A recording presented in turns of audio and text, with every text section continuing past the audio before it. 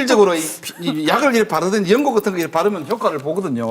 근데 하지만 꾸준히 치료하고 관리를 해야 될 필요가 있는 이런 질환들도 많이 있겠죠. 일시적으로 생긴 알레르기 반응 같은 경우는 이제 약물 치료하면 금방 좋아지고 회복이 되는데 이제 기본적으로 만성 질환을 가지고 계시는 분들이 있으세요. 아토피라든지 건선 같은 경우들이 있는데 그런 경우들은 치료를 하면 좀 좋아졌다가 또 외부적인 자극이라든지 스트레스에 의해서 쉽게 악화가 되기 때문에 이게 꾸준한 관리를 하지 않으면은 아무래도 점점 피부가 안 좋아지는 그런 양상을 보이게 됩니다.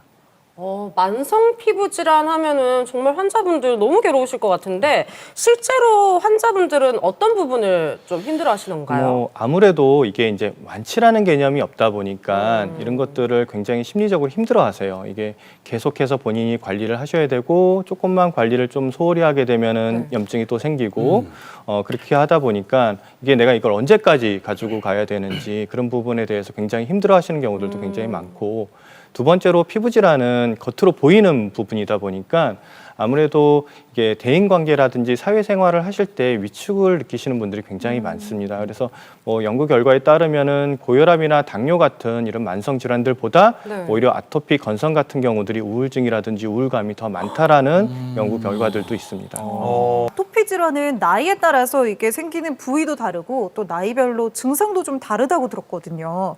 이게 뭐 어렸을 때 또 컸을 때 좀 다를 것 같은데 어떤지 궁금합니다.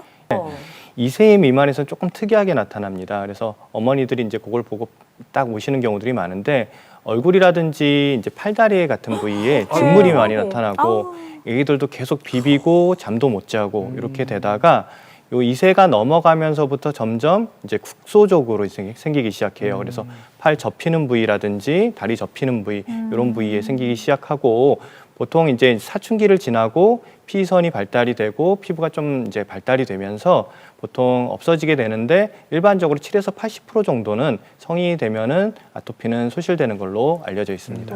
맞아요. 이거 왜 이렇게 치료가 어려운 거예요? 그렇죠. 아토피. 기본적으로 아토피는 약간 유전적인 성향을 가지고 있어요. 면역학적으로 조금 예민한 겁니다. 그래서 다른 사람들은 괜찮은 자극이라든지 변화에도 이제 그 반응을 해가지고 염증을 만드는 건데 이게 쉽게 설명하면 제가 환자들한테 설명할 때 이제 다른 사람들이 우리가 견딜 수 있는 자극이 한 요 정도라면은 아토피 환자들은 견딜 수 있는 자극이 한 요 정도다라고 생각을 하면 돼요. 그래서 이제 이것들을 조금씩 늘려나가는 게 치료의 목적이고 나이가 들어가면서 면역학적으로 좀 안정이 되고 피부도 좀 두꺼워지고 피선도 발달을 하면서 좀 좋아지기 때문에 너무 좌절하지 마시고 치료를 하시면은 어느 정도 괜찮은 피부 상태를 유지하실 수 있을 것 같습니다. 아토피랑 건선이랑 저는 좀 이게 비슷한 게 아닌가 싶었거든요. 어떻게 구별을 하면 좋을까요? 건선하고 아토피는 이제 비슷한 듯하지만은 전혀 다른 질환이거든요. 이제 아토피는 기본적으로 알레르기성 질환이기 때문에 가려움증이라든지 이런 것들을 주로 호소를 하는 경우들이 많고 건선은 두피 건선을 제외하고는 가려움증은 전혀 없습니다. 아파 보여요. 이게 전형적인 이제 건선, 판상 건선의 모습이거든요. 근데 되게 아파 보이는데. 이게 이제 통증이 전혀 없습니다.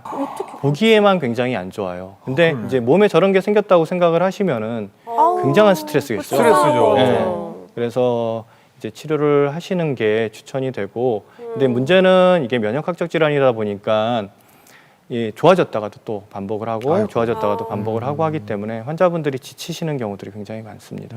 근선이 있으면 그러면 단순한 피부 문제 말고 다른 건강상의 문제도 일으킬 수 있는 게 있습니까? 최근 연구 결과에서는 이제 심혈관계 질환들, 이제 나이가 들어가면서 뭐 뇌졸중이라든지 심근경색 같은 것들도 올라가고 고지혈증이라든지 당뇨 같은 것들도 좀 많아진다라고 보고가 되고 있고요. 뭐 이제 건선 환자들에서 대표적으로 생기는 합병증들이 이제 관절염 같은 것들이 많이 생기고요.